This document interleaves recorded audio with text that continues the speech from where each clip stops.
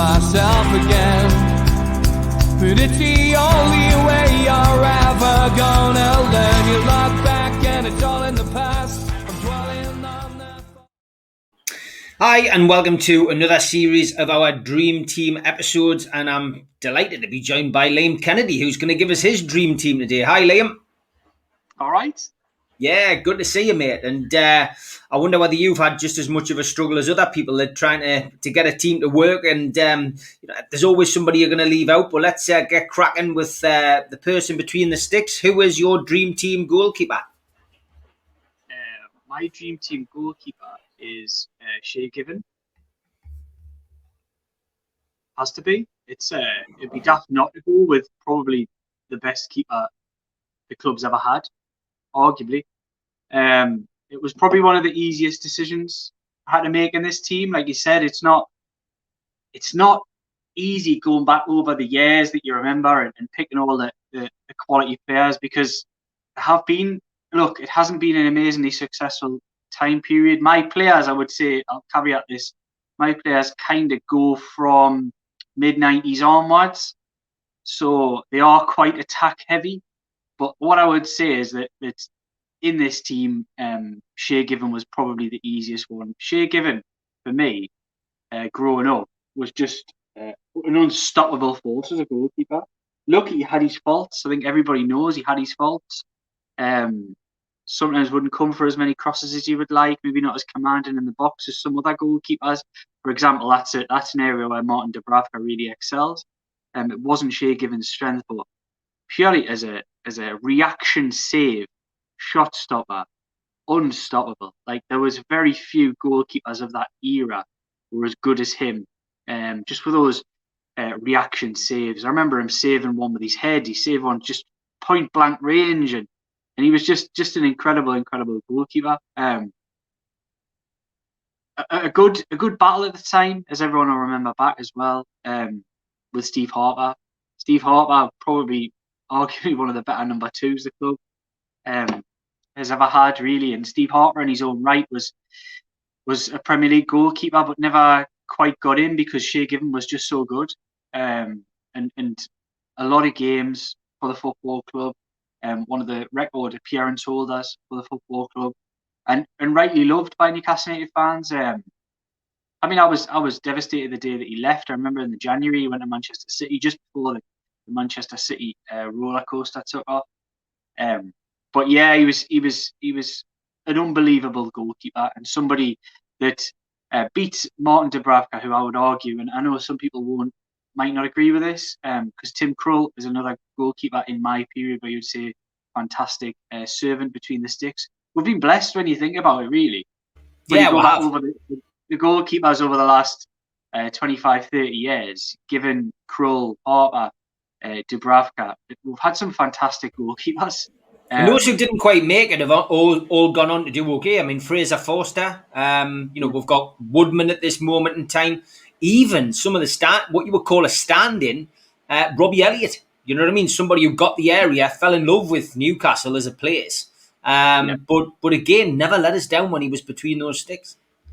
No, and you see others around the fringes, Carl Darlow's, people like that, who've done really well for the football club and have been number one at the time, but nobody comes even close to Given. I would say Dubravka has the potential to get close. I think Dubravka is in many ways a better all-round goalkeeper, can do a bit of everything much better. Maybe you would say some of his distribution maybe isn't the best, but I would argue that Givens wasn't great either, to be honest.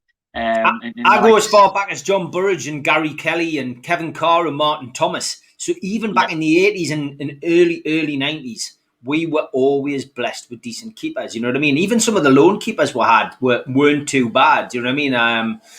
But probably John Carrell probably struggled. Mike Hooper, Lionel Perez, three names I can pluck out of thin air and say, well, didn't quite work out for them. I mean, we're missing some key ones out as well. Just thinking through, Pav was a great goalkeeper. Shaka, yeah, we've had some really good keepers. Peter Beardsley, of course, and Chris Hedworth in that game down at West Ham when we got walloped 8-1. Three keepers in one game. That's a bit of history. But No surprise you picked Given.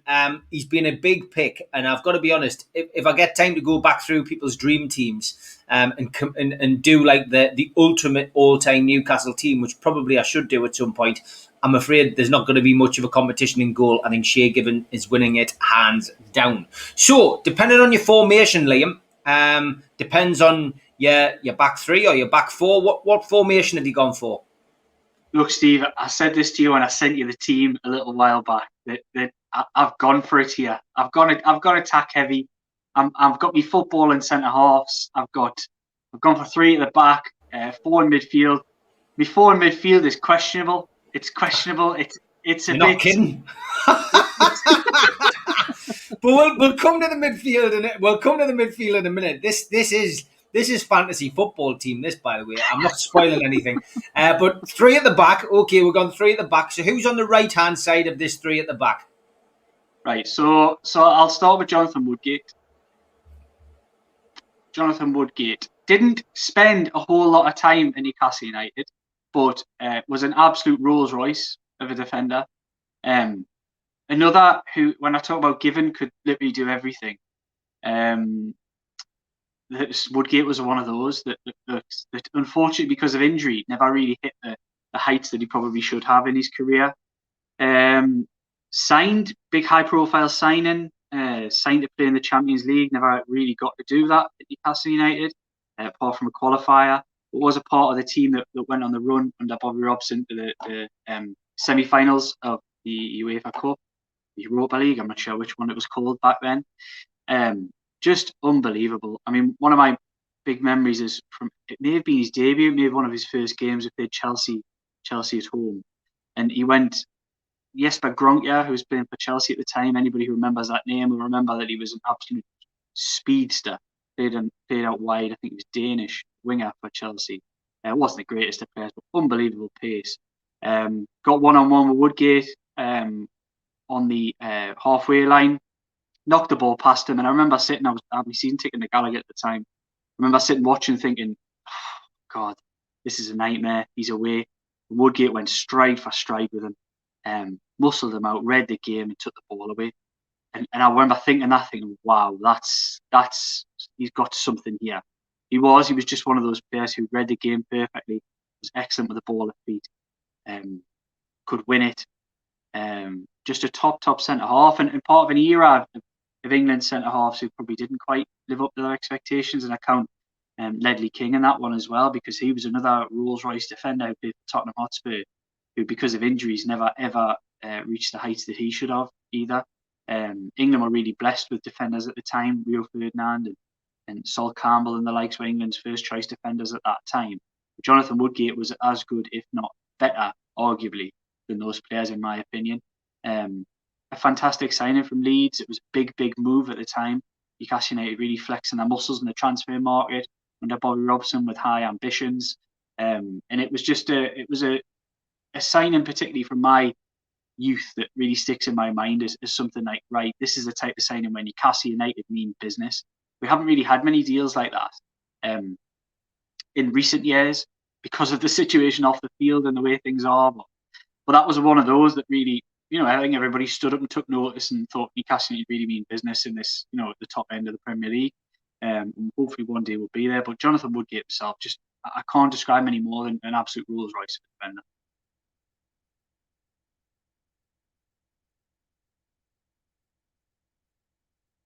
You're on mute, Steve.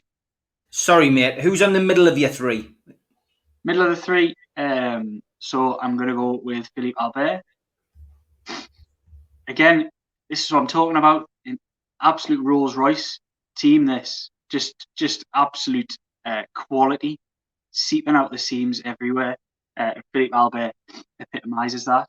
I was very young when that early 90s team, but I just remember Philippe Albert just being an unbelievable player. You could tell he was a player who played in midfield earlier in his career and was just, in Newcastle United, was just absolutely just brilliant. Everybody, even younger fans watching this, will know that goal against Manchester United with the chip in the 5-0 victory.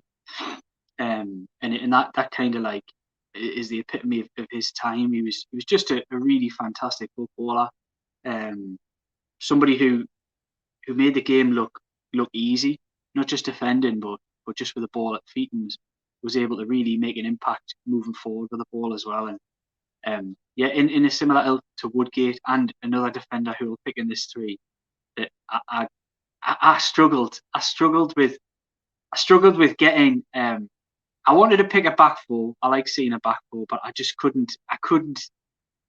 I told you before, didn't I? I struggled with right backs in terms of quality, and I didn't want to drop quality from the team just to shoehorn fullbacks in.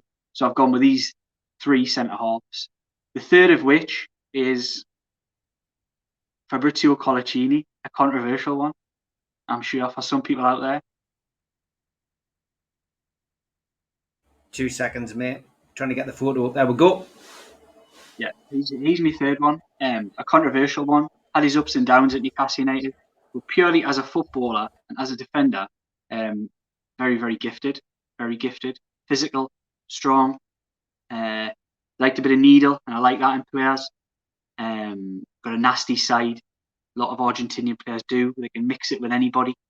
And although he was, as a skipper, flaky at best at times, I'm purely basing this on ability, and I'm picking him as a defender in me three because he was a fantastic footballer. Lacked pace, but more than made up for it in being able to read the game. More than made up for it with ball at feet. Again, all three of these defenders. Key in my team, and I'm picking my team, is that all three defenders can play as well as defend.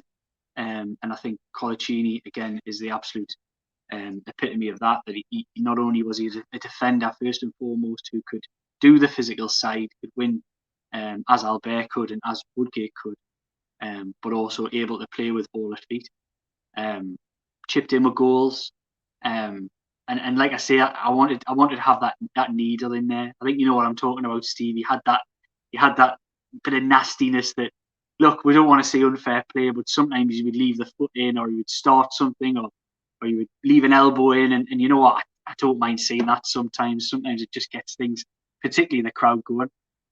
Yeah, I've been watching a few of those big matches on ITV 2 and 3 and 4, etc. And some proper humdingers going in there. Like I did enjoy those days. It's got to be honest. Okay, your midfield then. Who's on the right side of your midfield? Right, so my midfield. I'll be honest with you out there. It's a bit attacking. I'm going to struggle to say that either of these two. My first one, the right hand side, is a bit more. Could definitely play the role. When we come on to the left hand side, could definitely not play the role in this system, but we'll let that one slide. So I'm going to go Nobby Solano on the right hand side. This midfield is like littered with some of my heroes, and Nobby was one of my heroes as a young lad watching Newcastle United play. Just a beautiful right foot, absolute wonder of a right foot in terms of every time the ball should go on the right hand side, he would always play the perfectly weighted cross ball back into the middle. Took a wonderful free kick.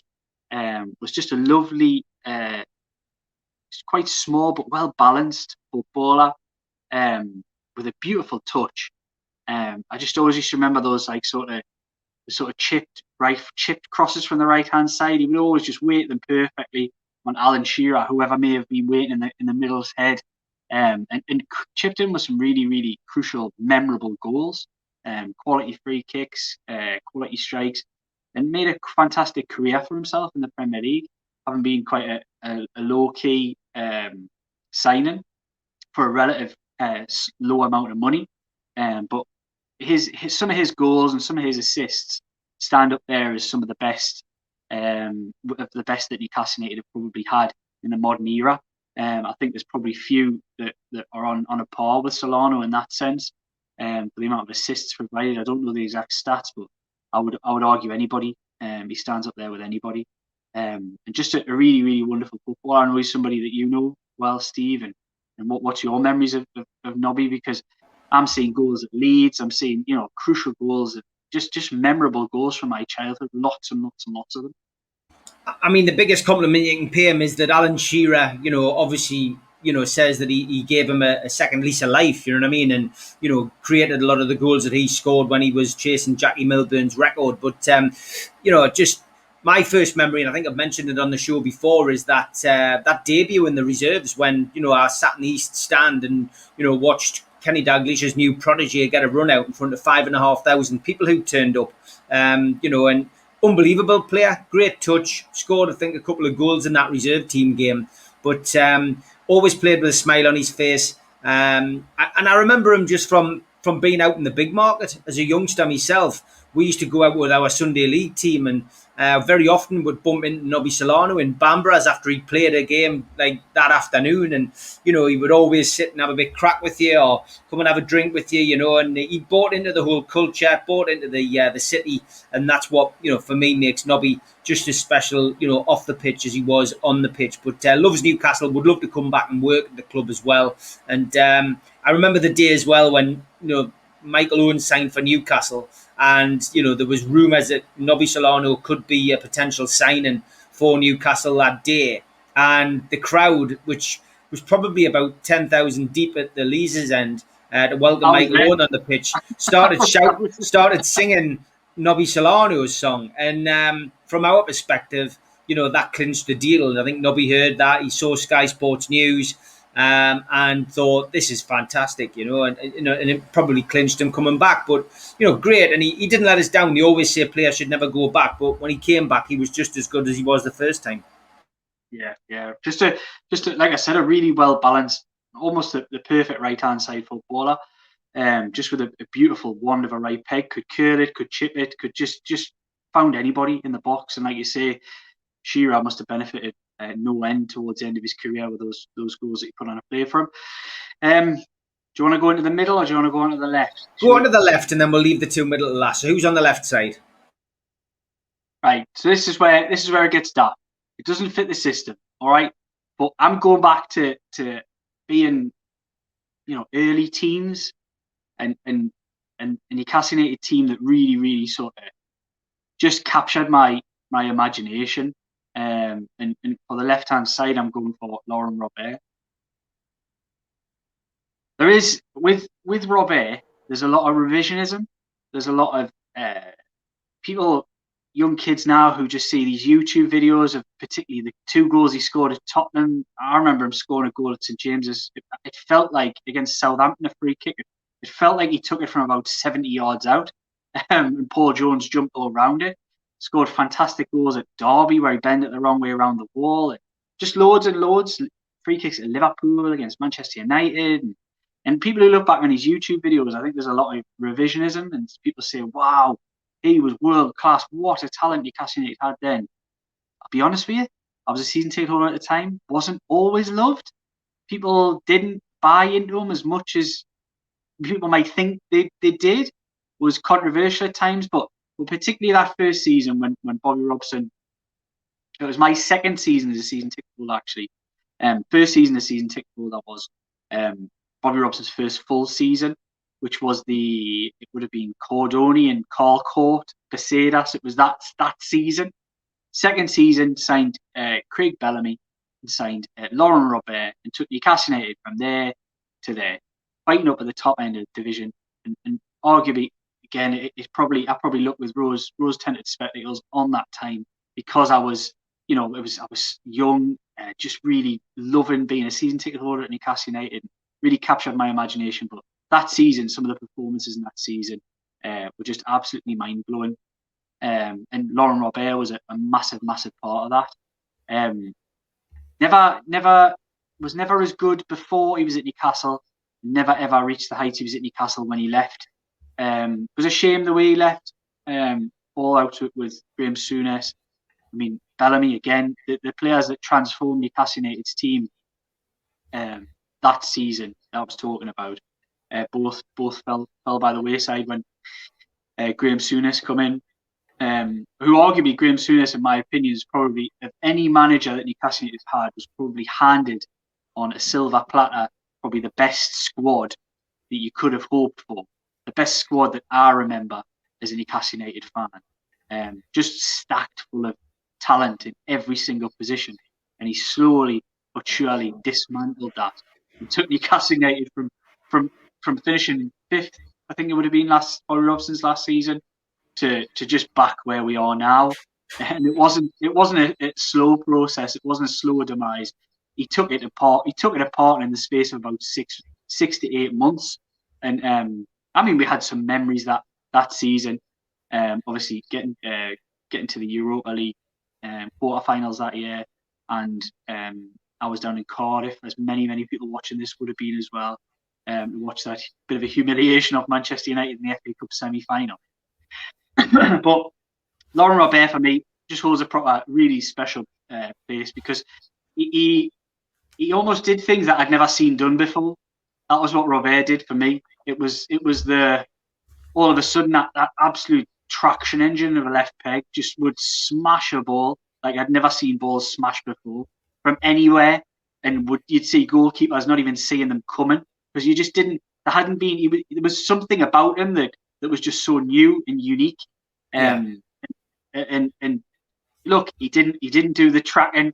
He wasn't the best to play in a team, hence why I could never play him in this position in the team that I'm talking about. But for me, a very, very unique talent, and somebody I just had to get in my team. Fair enough. Okay, we'll move into the middle then. Who's your first central midfield player? Look, this was probably the easiest positions I had, as well as Shay Given. Anybody who regularly watches our shows, Steve, and has watched back will know that my hero, apart from, say, Sheeran, I mentioned Solano, was Rob Lee. Just a mainstay of my young memories of a Newcastle United team. I'm just thinking back now. I'm just rolling back memory. I mean, I had posters of all the players, and you used to get those little figures. Do you remember those? The little Yeah. I remember them. Yeah. And I'm looking through my mind. I'm going through them now, like Beardsley, Cole, Lee. I'm seeing them all. Clark. I'm seeing them all in my head. And Rob Lee for me was just one of those people that really stood up as being unbelievable. I'll caveat this team in a couple of ways at the end, because there's a couple of key players who were part of those teams but didn't particularly stick in my memory as much as some of the others, and that's probably more fault of me being young at the time. But Rob Lee of that era was one who really stuck. His treatment under Ruud Gullit was just devastating at the time. I remember the first football boot my dad ever bought was coming number 37. It was the Rob Lee story of when he was out of the team and all that kind of thing.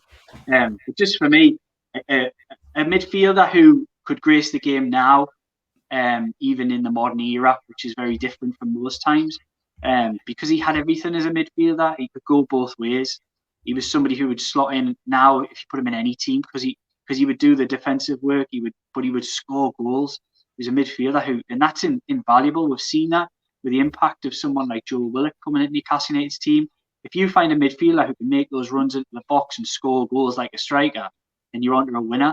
And Rob Lee had that. He was like a striker. One of my biggest memories, although it was disappointment in the end, was, and it's a bit embarrassing. I'm trying to think how old I was. I think I would have been about. I would have been about. Yeah, it would have 2008. So I would have been 12. I would have been about 12. Look, I was young. So I went to Wembley. You'll all remember it really well. Chelsea semi-final. One of the hottest days I've ever experienced in that bowl, the old Wembley. Was absolutely roasting. And I'd been driven down by my dad. I was with my cousin Greg. I drove down with my dad. His lad who he sat next to, called Colin. We're only 12 years old, and we're just so excited about going to Wembley, getting tickets for the FA Cup semi-final. Felt like Newcastle were going to win something there, but I remember on the drive down, I was told all the way by my dad and his mate, who he sits next to at St James's, still sits next to St James's in the Gallagher end, next to Colin now to this day. I was told all these stories about how Newcastle United don't do well at Wembley, never score. You know, it was all the negativity from times gone by, the finals in the 70s, even the recent ones, sort of the Community Shield, etc. Things like the Charity Shield and things like that. When Newcastle United just don't go to Wembley and don't do well, they'll get beat. They'll probably not even score. I think my dad had beaten him Wembley numerous times and seen him score once. And I was this was all in my head. It was building this emotional picture. I was excited about the game. But I thought, Newcastle United just won't, because that's what happens. They won't. And I remember when Alan Shearer crossed the ball in for Rob Lee, and he scored that header. And I just remember being absolutely overwhelmed with emotion. And I remember just hugging everybody around us, and it was tears streaming down my face. I was just that overcome by emotion that what I'd just seen wasn't meant to happen. Newcastle United don't score at Wembley. They won't get a result at Wembley. They were the better team that day. We would have went on to win the FA Cup undoubtedly that year. We would have beat Aston Villa in the final. But it was another one of those sliding doors moments. We talked about it on our own shows as well, that these come and go at Newcastle United, and you just never know what would have happened. But Rob Lee gave me that really, really special moment as a young Newcastle United fan, and I'll never forget it. Fantastic, mate. Great memories as well. Yeah, I was there. Brilliant just to see Newcastle score at Wembley. Okay, so who partners him in the centre of midfield? So, partnering him, again, it's a midfielder who scores goals. A midfielder who heads the ball like a centre forward, could arrive, scored some amazing, crucial goals, and played alongside Rob Lee. It was a partnership for a few years, and it's Gary Speed. The late Gary Speed, a fantastic player. Anybody who's seen him at Newcastle United will know exactly what I'm talking about with those late runs. He could beat anybody in the air. Get a corner in or a free kick, he would literally beat anybody. Just amazing timed runs into the box. And I was talking about that with Rob Lee. We've talked a lot about it with Joe Willock, Gini Wijnaldum, Kevin Nolan to a lesser extent even maybe. But Gary Speed had it all. He could score goals with his left foot. He was quality. Came in, didn't perform well at first, but showed real grit and character to dig in. Was played out of position slightly, but dug in and forged a fantastic career for himself at Newcastle United. Was a part of some really good sides as well. Came in the late 90s and played all the way through. And like I say, those years under Robson that really sort of ring true in my memory are some of the best years. And that team I've kind of put together the four. If you all think back, I've basically put together the four midfielders who played in that sort of, was it 2002 sort of team? Yeah, that was basically the midfield, and that's I couldn't pick anybody else. I couldn't get away from those four because, like I said, it's that period for me when I was sort of 12, 13, 14, whatever, your early teens, and you're just totally 15, whatever, I can't remember how old I would have been, but you're just grasped by football. It's your life, it's everything. It's all you talk about with your mates at school. It's all you're talking about when you're kicking a ball around after school. It's just everything. And that for me, that midfield's pretty unbeatable. That's what makes this process so good, because like everyone's from different eras. A lot of us are around about the same era, but we all differ. Whether it's Ginola, Robert, whether it's Shearer and Ferdinand or Beardsley and Cole, that's what makes this different. Everyone's got a different thing. A different goalkeeper. Even though Shea Given has been a popular choice amongst these particular podcasts, it's fascinating. So yeah, I don't blame you, mate, and that's a really good, strong midfield. So let's look at your front two, because you have gone probably for the front three, sorry, you've probably gone for the most players on the bench. You've used modern day rules. Some people only went for three. Some people didn't. Some people have gone for small benches. You've gone for the biggest bench in the world. It's nearly as big as your team. But I'm not going to complain. I've allowed you to do that. So go on then. Give us your front three in no particular order. Right. So I'll do it in quality order then. I know that's really harsh, but I'll do it in quality in terms of Newcastle United. And I'll start with the best first. So Alan Shearer is obviously part of that front three. It would be absolutely unthinkable for any Newcastle United fan to not have Alan Shearer in an all-time front three. He gets in the all-time. If you're talking about 100 odd years, you're talking about Alan Shearer is always going to be in there. And just such a quality player who spanned such a long period of time at Newcastle United. look, the period towards the end, he was finished. He was probably finished a good couple of years before when he actually did, but the goals just kept coming. He was just somebody who had that instinct, who could always get in there.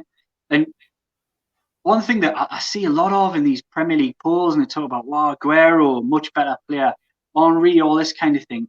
There was only one man in the Premier League for a number of years who every defender who played in that division feared, and it was Alan Shearer.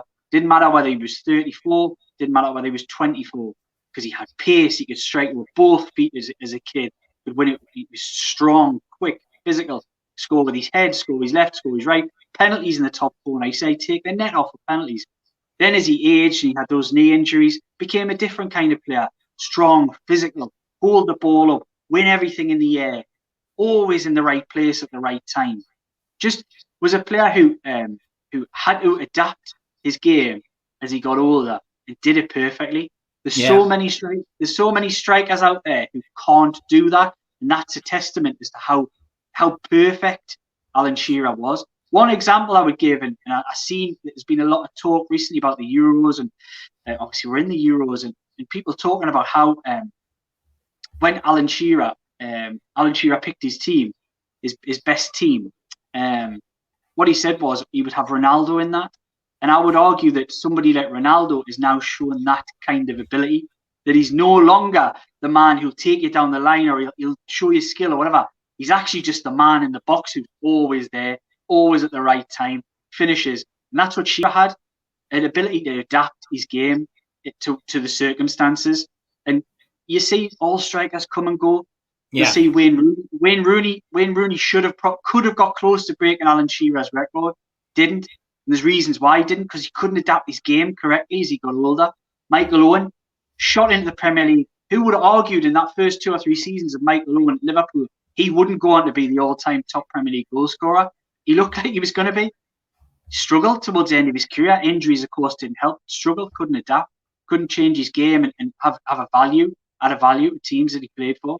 And that's where Alan Shearer stands above anybody close in Premier League standings. And Alan Shearer puts himself up there with some of the greatest strikers that England's ever had playing in any era. Let's not just talk about Premier League era, because of that ability to score goals. And he scored goals in struggling teams at times. And that's one thing that Harry Kane goes on to get the goals that he gets. He's probably played in the Tottenham side that's consistently stayed within the top 8 of the Premier League throughout his career. Alan Shearer was fighting relegation. We were flirting with relegation some years with Alan Shearer on the team. You know, it wasn't all roses in Newcastle United when he was there. And still, what kept the one constant throughout all that period was Alan Shearer scores goals. Just an incredible player. I could go through the memorable goals. There's loads of them. Look like that. I remember hearing and you could feel that strike when he hit the ball against Everton. You could. It was one of those ones. You know, you'll know yourself, Steve. When sometimes when somebody hits a ball, you feel it. Everybody feels it, and it was one of those. He had loads. There was loads. There was the Everton one. He scored a fantastic one against Chelsea. I remember I used to love when he played against Chelsea, because you had Marcel Desailly, Frank Leboeuf, and he used to take the mickey out of them two. He used to bully them. He used to just rag them around like rag dolls. They were world class, World Cup winning defenders. And Shearer, he wasn't the Shearer of years gone by. Physically, they couldn't cope with him. I think there was only one defender in that period who could cope with Shearer's physicality, and that was Sol Campbell. Always seemed to play really well against him, could cope with Shearer. But there was very few other defenders kept Alan Shearer quiet, and that's just testament to the man. Yeah, great story from Steve Howie that he tells on the after dinner circuit about playing against Alan when he was playing for Man City, and he basically knew that Howie was struggling for the game. It had been in the papers that he had a broken toe and he had an injection to play, and he says he spent basically the entire game trying to stamp on Steve Howie's foot.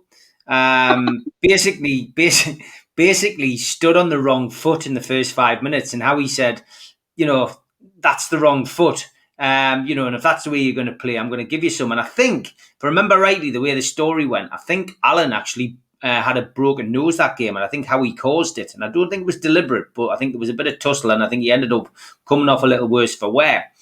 Anyway, Alan had the last laugh because he scored the winning goal that day. But as they do, after the match, they went down the tunnel, got changed, went into the players' lounge. Howie, of course, up in the northeast, getting a chance to see, a couple of friends and family who he wouldn't normally get a chance to see before he jumps back on the bus to head back to Manchester. And as he's standing at the bar, he just feels this sudden shearing pain in his foot. And Alan Shearer has crept up behind him whilst he's talking to people and stamped on the right foot. As I say, that's a story. That's a story that Steve Howie tells on a regular basis on the after dinner circuit. So, Alan, if you're watching, don't blame me. It's him who tells that story, not me. Okay, then. So, who else have you got up front, Liam? So next in line, I'm going to go for Les Ferdinand. All right, Les. Sir Les. We've got a photo of Sir Les somewhere. There we go. I think the only thing that I look back on Les Ferdinand negatively is that I just wish he could have stayed longer. Again, was a young lad when in just that first season. I was like anybody out there. I had all the kits, the home, the away, the both goalkeepers, the training kits, the caps, the bed linen, the wallpaper. I literally had everything posted everywhere. Newcastle United daft as a kid, growing up in Wallsend. Just loved it. And Les Ferdinand was just an absolute goal scorer and beast. I was gutted when Andy Cole had left previously, but Les Ferdinand came in and took that mantle on.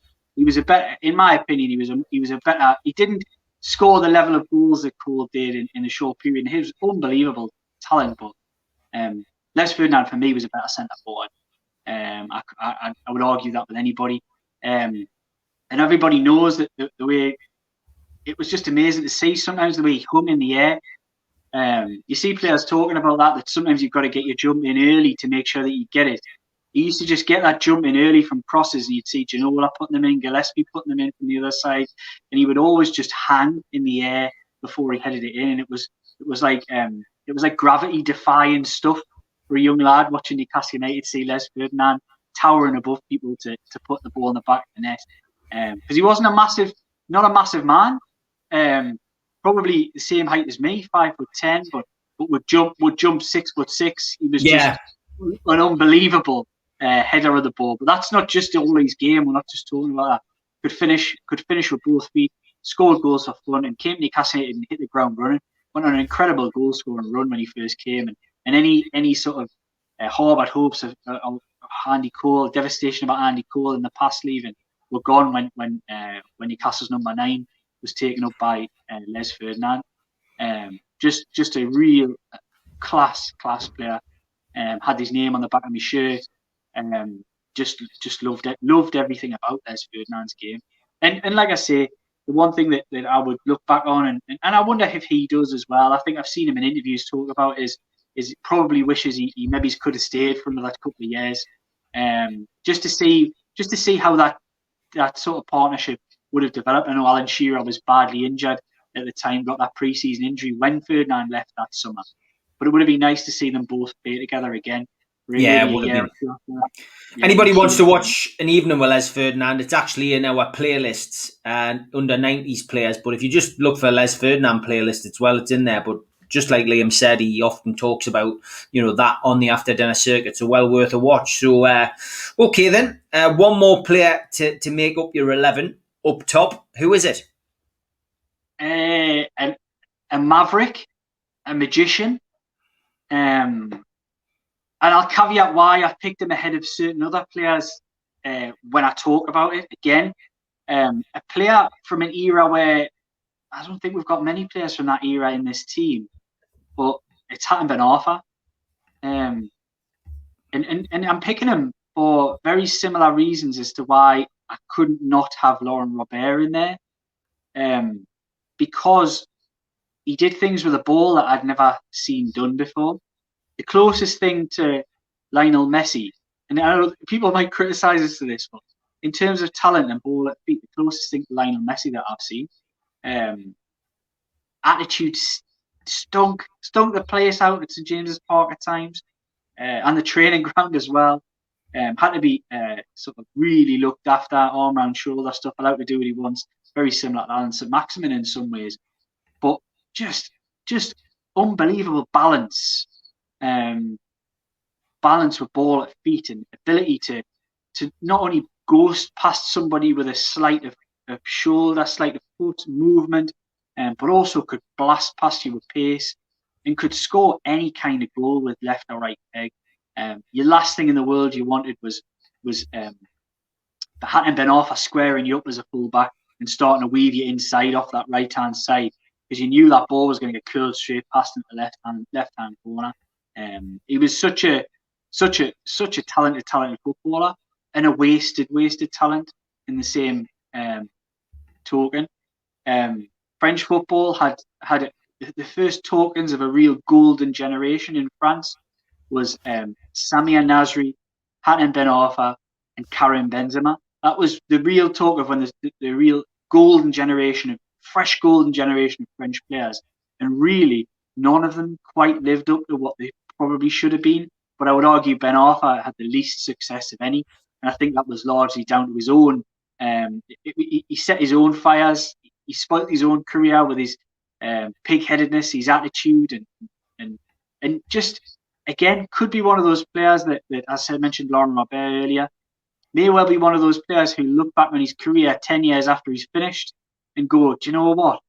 I wish I'd just stuck in at Newcastle, because the love is there, and I was playing well, and I was scoring goals, and I was having an impact, and I was doing what a good footballer should do, but didn't.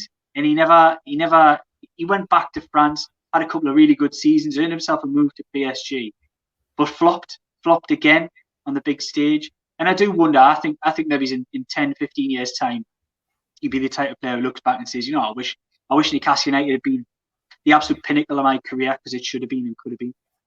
Yeah, agree. I mean, just as you say, one of those players, bless you, mate, one of those players who, splits opinions. And there's a couple in there and a couple on the bench. So that's your lineup, 1 to 11. Let's go with your substitutes in no particular order.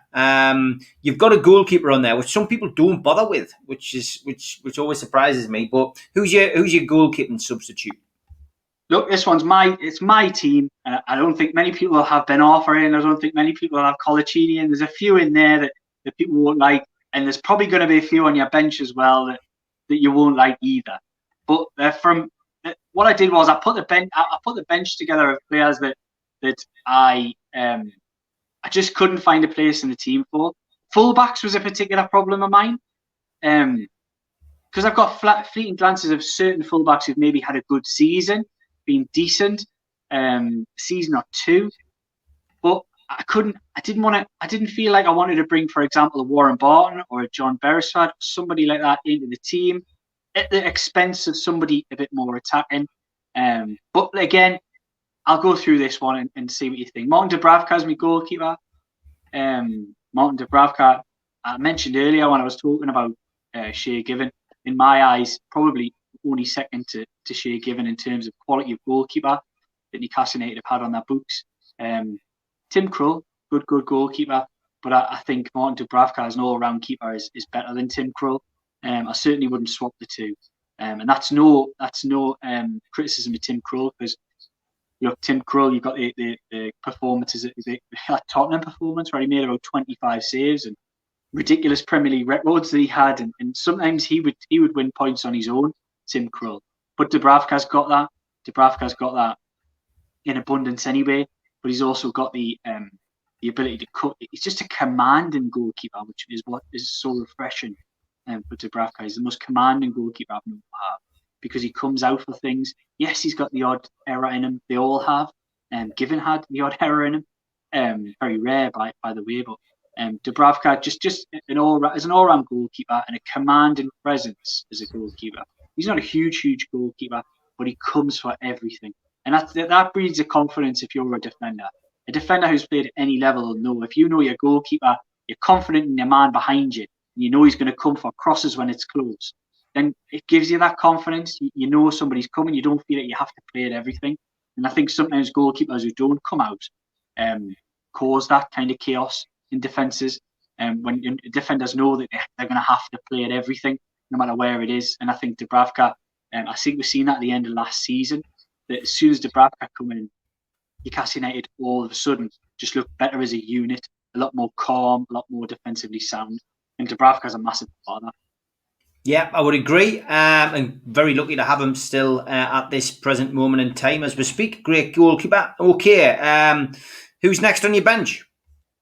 My bench, right? So I've put a couple of defenders on. I felt like I had to. Felt like it was a bit of a token gesture on my behalf. I did mention. I mentioned before Warren Barton was close to being on there. But no, I've gone for again. It's just a throwback to this team. It's the team that sort of is in me memory, and it's Ollie Bernard's going to be on there. The reason Olivier Bernard comes on because another player, for example, and I'll stand by this, who must look back on his career and say, I wish I never left. I wish I'd stuck in at Newcastle because I had a career. I had a team for life there. The crowd loved us. I was playing well in good teams. And just at the end, it was just got a bit sour, pushing for moves, etc. But a really, really good fullback, a good attacking fullback. I remember a lovely goal. I think he scored against Everton. Was it even in that? I'm sure he scored a goal against Everton later on where we produced a comeback. I remember being there. I can't remember exactly how the game went, but lovely little dink over the goalkeeper. But he had that in him. He could get forward. He could create goals. He used to link up with the forwards of that day, whether it was Shearer, Bellamy, Shola, Loire. Just had loads of young, exciting, talented players. And Ollie Bernard fitted into that for me. And he was just like a flash of pace and a flash of quality down the left-hand side that really complemented that side and gave it good balance. Yeah, good player. Probably best renowned for getting a ball in the face. One of those things that gets completely, replayed time and time again. But yeah, great player, great servant to the club. And again, somebody else who just fell in love with Tyneside and made it his home. Current owner of Durham City, of course. Okay, give us another defender. I'm going to stick with the other defender. We'll tick this box off. It's kind of it's the first relegation under Ashley, a really troublesome season signed by Sam Allardyce, but actually turned out to be probably one of the most complete fullbacks that Newcastle United have had in the modern era, and that was Jose Enrique for me. Went on to Liverpool, obviously had a really good career there. Was absolutely unbelievable in that first promotion season under Chris Hughton. Then unbelievable on the return to the Premier League. I put him in the same bracket as Colaccini in that struggle first year, Colaccini probably more so, and then really kick on with the likes of Jonas, Gutierrez and others as well. Just kicked on and took Newcastle, just took himself to a totally different level. Enough so that Liverpool paid good money for him and he had a really good career there. But a physical defender who wasn't lightning quick, but was one of those players that once he started moving was really quite rapid, like got moving really well, had a good left foot, scored a goal in the game that secured promotion back to the Premier League. Lots of good memories of Jose Enrique. And for me, he's probably the other fullback that I look at and say, look, decent. Other fullbacks worth of mention. I've went from my massive bench. They're not on my bench, by the way. But in terms of impact, because I talked about Bernard, Enrique, I talked about Barton and Bersard, really controversial ones who actually had a big impact initially and then really tailed off would be, I thought Habib Bey had a first good season in Newcastle United. Daryl Janmaat had a really good first season, but very, very questionable attitude and very questionable in the second season when Newcastle United got relegated. So I wasn't going to put either of those two anywhere near. For me, that's my defence ticked off.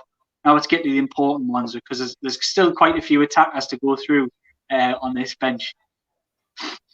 So we'll stay midfield-ish. I've got to have some midfield balance. Somebody I need to bring on. If when Rob Lee or Gary Speed tire a little bit, I'm going to bring Yohan Cabaye on. Yohan Cabaye, just another, I've used it many times in this show, but Rolls-Royce midfielder. Wasn't great playing in a 2. Better when he played in a 3. But could his goals record was class. Scored fantastic free kicks. Goal at Old Trafford to live long in the memory. Just another talented player. Similar to Solano in a lot of ways when you talk about size, stature, balance. Different kind of player, of course. But for me, just a class act. And really was a cornerstone of the side under Alan Pardew that eventually built up to almost qualifying for the Champions League. Finished 5th that year, and everybody knows how that tale went. But yeah, he was the beating heart of that team, and was before and after as well. So Johan Cabaye is a player that is definitely in the conversation, but we couldn't get close to coming on to being in ahead of Gary Speed or Rob Lee, but is a player that I respect. Okay, next up. Right, this one's going to go down well. I don't think this one's going to go down well at all. I think you know who I'm probably talking about on this bench. So I feel a bit dirty saying it, but Kieran Dyer's on my bench. There he is. I don't think this one's going to go down well, but Steve, it's better to say something and be controversial than say no. So yeah. Here we are. Kieran Dyer. Okay, look, a player who flattered to deceive for a lot of time at Newcastle United, but like the fact he got about 50 England caps proves to you in a good era, in a really good era of England midfielders. It was part of the golden generation, as everybody calls it. Got around 50 England caps, maybe more. Was a top class player. He genuinely was a top class player. We didn't see enough of it. His attitude stinks at times. We didn't see enough of it in terms of he just always had these hamstrings and whatever it may be, muscle injuries that kept him out of the team. But was quality. Was a breaking midfielder who could score goals. He could play wide on the right. He could play wide on the left. For periods later on in his Newcastle United career, he played as a striker. Played in the Europa League, etc. I remember that, and he complemented really well. Just a really quick, quality footballer who burst on the scene that year. Was signed by Ruud Gullit, I think. Scored a couple of fantastic goals that year. Just a quality player, but one whose time on Tyneside is tarnished by a lot of his mistakes. Off the field activity and scrapping on the field is probably two of the things which you would tie down as mistakes. Didn't cover himself in glory by having a scrap with Lee Bowyer on the pitch, and he's off the field activities at various licensed premises around Tyneside probably got him some fairly unwanted criticism. And of course, he was cast as the main villain for the reason that Sir Bobby lost his job. Yeah, of course. There was the backstabbing in that we mentioned it earlier in the season when Newcastle United. It was. I remember they got something at Liverpool on the last day and somehow finished 5th. But it was a disappointing season, having seen what had gone before and what the expectations were that year. And I do think there's a lot of revisionism on that as well that people talk about. And again, this might be controversial. This isn't in relation to Dyer. Dyer was bang out of order, and a lot of the other players are involved as well for backstabbing the manager. I think they've admitted that themselves in interviews since. But there is a lot of revisionism with that Robson sacking. I think it was probably remembering back and the feel at the time. It was a disappointing season. It probably felt the right time to go, but the problem wasn't getting rid of Robson. It was replacing with Souness. They had to go for somebody who was of a similar ilk to Robson, similar quality, and they didn't. They went for a joke of a manager who arguably is one of the worst that the club's ever had. Like I say, because he dismantled a team given to him on a silver platter. But Kieran Dyer for me was a really exciting player, somebody who had the ability to get you, off your seat and that kind of thing. But yeah, he squeezes in as a midfielder. Okay, first time anyone's picked him. Not sure whether it'll be the last, but I can understand it. Okay, your next sub. Right, less controversial, much less controversial. So let's stay positive on this one. We're going to go. David Ginola is on my bench. David, yes. Carry on about him while I get a photograph of him. So Ginola, what more can you say? Like another player who just absolutely lit up St James's Park from the minute he walked through the door. Was part of an era that was just so special on Tyneside. An era of players signed that summer. I remember rightly it was with Warren Barton, it was with Shaka Hislop, signed that summer where just anything felt possible on Tyneside, and some of the younger people watching this just won't know the feeling of it. There's one for the ladies. It's very similar to the way I look. Hands on hips, looking at somebody with a body like that, going, God, how does he get it like that? just I mean, you'll be able to come in on this, Steve. Like, what I'm talking about is like that anything. Just, it was so magic being a Newcastle United fan. It was a movement. It was something to be part of, and just a silky, skilled, smooth footballer like Ginola was just unbelievable, and it was such a massive part of that team, wasn't he? Yeah, fantastic. I mean, fantastic player. Oozed confidence at a time when Newcastle were pulling in, some really big names, and it's one of those stories that we had a fantastic servant on that side of the pitch called Scott Sellers, and again, it's another one of those players, one of those stories I picked up on the after dinner circuit where David Ginola arrives, the players are looking, going, who the hell's this? He gets out the car, he's good looking, wife like on his arm, and he goes and strips off and comes down on the training pitch, and basically the way that the Newcastle players at that time used to welcome players into that training circle was to fire an awkward ball at them and basically make them look stupid. The idea being that the ball would ricochet off their knee or hit them in the midriff, and they wouldn't control it, and there would be a laugh, and then welcome to the team, this is what it's going to be like. And John Beresford basically pinged this ball as hard as he could towards Ginola, and Ginola actually had his back turned, and he turned instinctively, just foot up, caught the ball perfectly, trapped it, and just brought it down. And Scott Sellers just looked and went, "That's me." Beep. Yeah. Great story, but a true story. And Scott Sellers was a great servant to the club, but knew his time was up when Newcastle had brought someone like Ginola in. And as you say, another player with such a short period of time at the club. Really, when we think back to that entertainers era, you call an era something which probably expands over like 4 or 5 years, but a couple of years, and then Keegan was gone, Dalglish was in, and Ginola was gone, and the time that he gave us was short, but so effective, and some wonderful memories, including the goal against Ferencvaros and the goal, of course, against Man United in that wonderful 5-0 win. Yeah, again, it was a time of my life when I was very young, and I remember going with my dad and my granddad, and they used to take with a Maiden Castle. We used to go and watch them train down at Durham University in the summer, and it was just a fantastic time to be a Newcastle United fan. I've got a fantastic picture somewhere in my mum and dad's house of me at the age of, can't have been any more than, I don't know, 7, 8, whatever, of Kevin Keegan picking me up, and he's got us in his arms, and we've got this lovely picture. Just little things like that. It was such a warm football club at that time, and it was there was a real connect between the city, the people, and their players in black and white. And Ginola was like the icing on the cake. He was the real class who came in like an atom bomb and just blew the Premier League up for that very short two-year period. And did the same at Tottenham when he left as well. Finished when he went to Aston Villa, but did the same at Tottenham. Was a memorable footballer. Yeah, top class, proper player as well.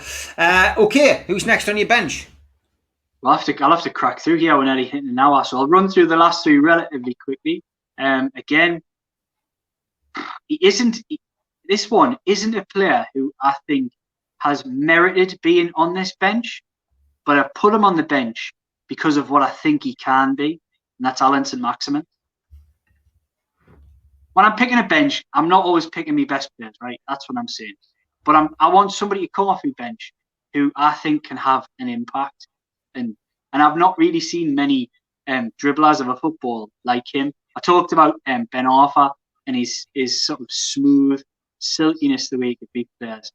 Just St-Maximin is just raw. He's just raw street skill. He'll beat you any which way he wants, with pace and power, and just drive at you, and he strikes fear in the defenders. And I think for that very reason, he deserves a place on my bench.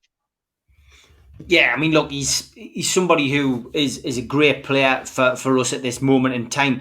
You know what? I look at people like ASM. How would he fit into Man United's team? How would he fit into Liverpool's team? How would he fit into Man City's team? Well, ultimately, he probably would. He'd be but he'd be one of a team of great players, good players. Be interesting to see how he would fit into that. At the minute, he shines like a light because some of the players he's playing alongside aren't the greatest of footballers. I think, going back to your pick of Kieran Dyer, that's exactly what was happening with Kieran Dyer. I often used to say that to my dad, that I always felt Dyer shone in that team at times because it wasn't the greatest team. There wasn't by the way, I would replace what we've got now with that team that we had with Dyer in. I never thought our stock would drop as low as it has. I certainly didn't expect to be going down, a few times under Mike Ashley. But I always feel that sometimes players look better than they actually are, but that's just an opinion. That's my opinion, And ESM You're right. I think you're right with St. Maximin. I think you put Alan St. Maximin in one of the top sides, they'll expect a lot more of him. Yeah. Because let's be honest, at Newcastle United, you can go missing for 6 weeks and you'll not see him, and that's not just an injury. I mean, sometimes he'll be playing and you'll not see him. That's quite regular for Alan St. Maximin. But he's purely been put on my bench for that one reason, that he's just raw, he's just street.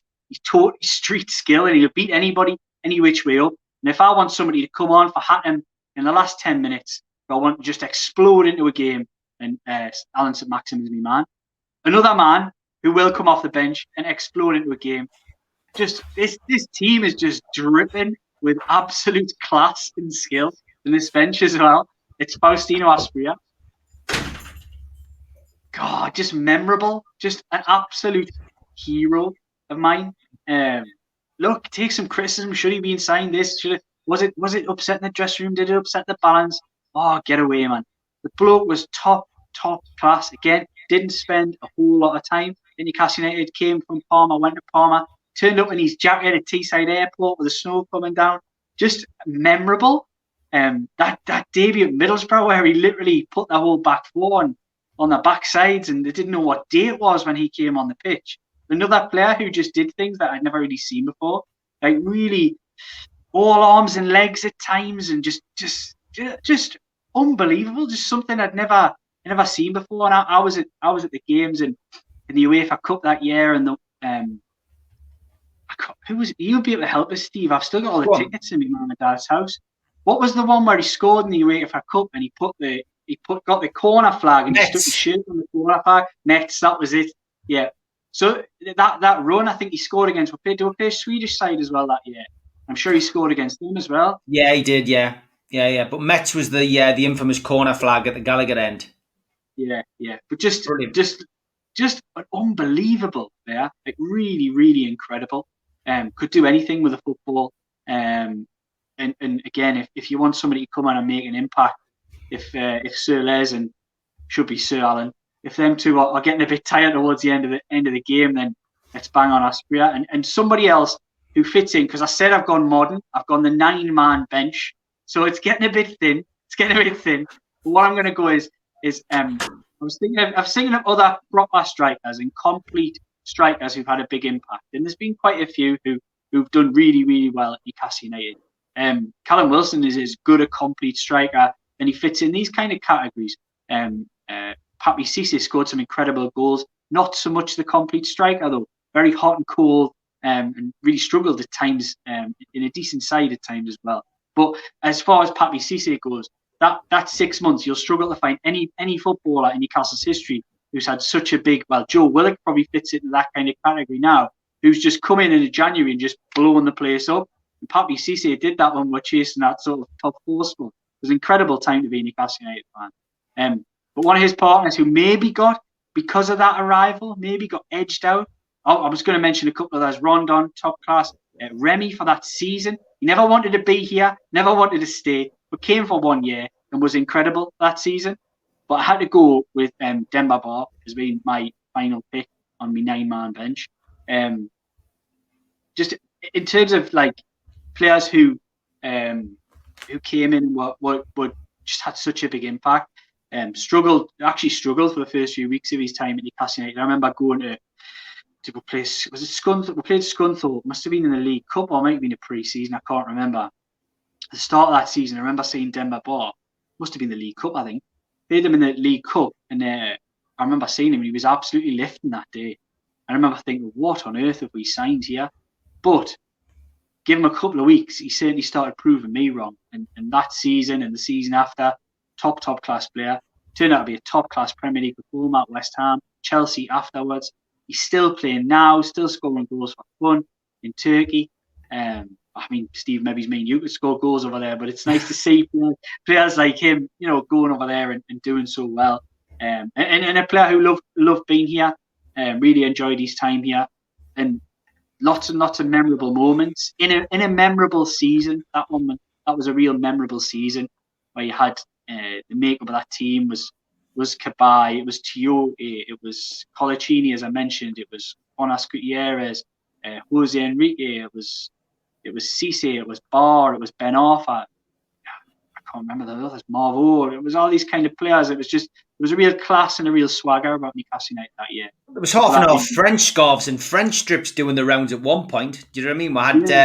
We had a load of French players. It was the Graham Carr Revolution, wasn't it? Viva la Revolution. You even had a French day at one point, if you remember rightly. But I agree. I think Barr was good. I mean, there was that little clash at one point where we didn't think that Cisse and Barr were going to be able to play with each other, but it worked out. And very good player, very, very good player. And as you say, longevity in his career, still playing now, even being linked with a move back to Newcastle recently, which some fans wouldn't be against if the takeover didn't go through. But yeah, what a team that is, and what a line of substitutes.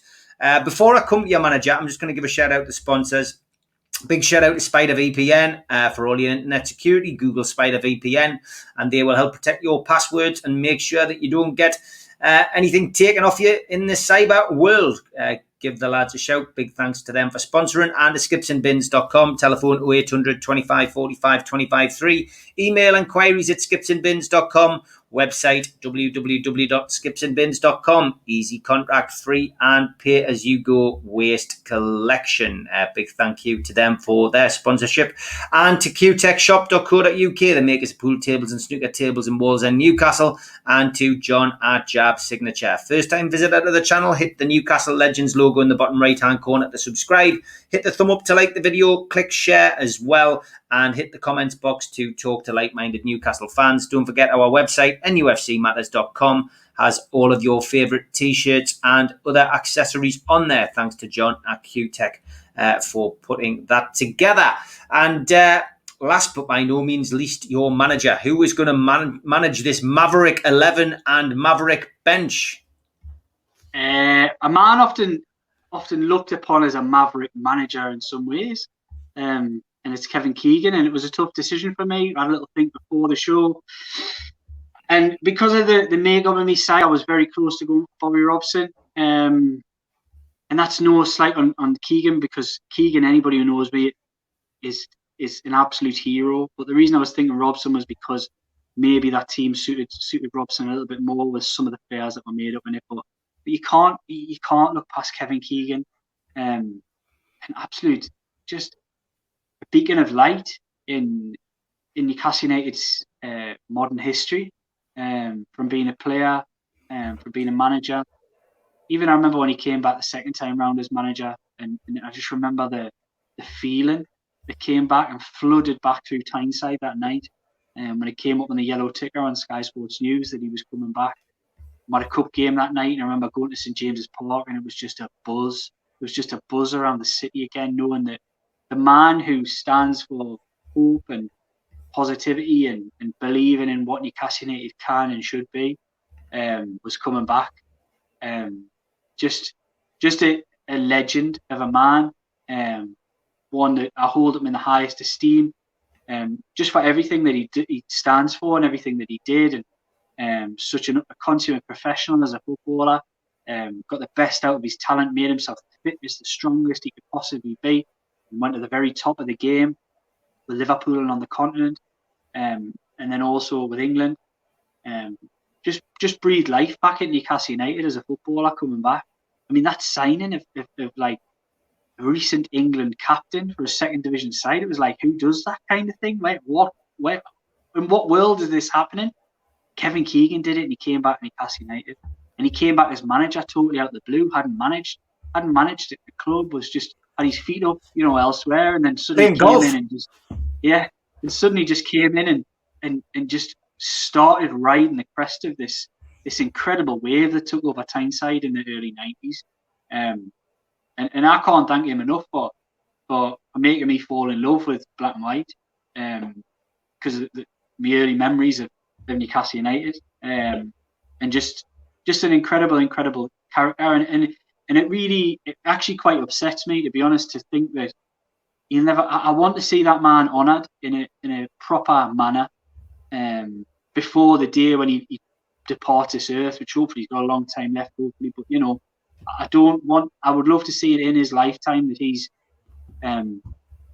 just given that pat on the back that he deserves, to say you started this, you started what this is, and hopefully one day that'll come, and I'll be the first in line there to be there, and clap him home, because this is where he belongs, and he knows that this is where he belongs. He's a Newcastle United legend, a Newcastle United hero, and it like I say, it upsets me to think that he hasn't been honoured in any way, shape or form by the football club, and it needs to come within his lifetime. Great stuff, Liam. What a team. 3-4-3. Given, Woodgate, Albert, Colaccini, Solano, Rob Lee, Gary Speed, Lauren Robert, Ben Arthur, Alan Shearer, Les Ferdinand. And the bench, wow. Dubravka, Bernard, Enrique, Cabai, Dyer, Ginola, St. Maximin, Aspria and Barr. Kevin Keegan managing them. Liam, been an absolute pleasure to do your dream team, mate. Look forward to seeing you again soon, mate. Take care. Cheers.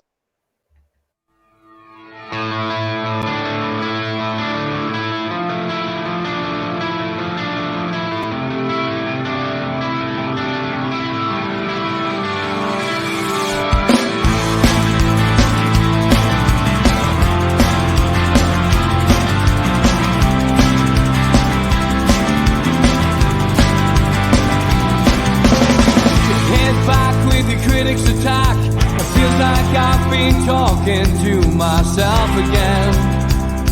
But it's the only way you're ever gonna learn. You look back and it's all in the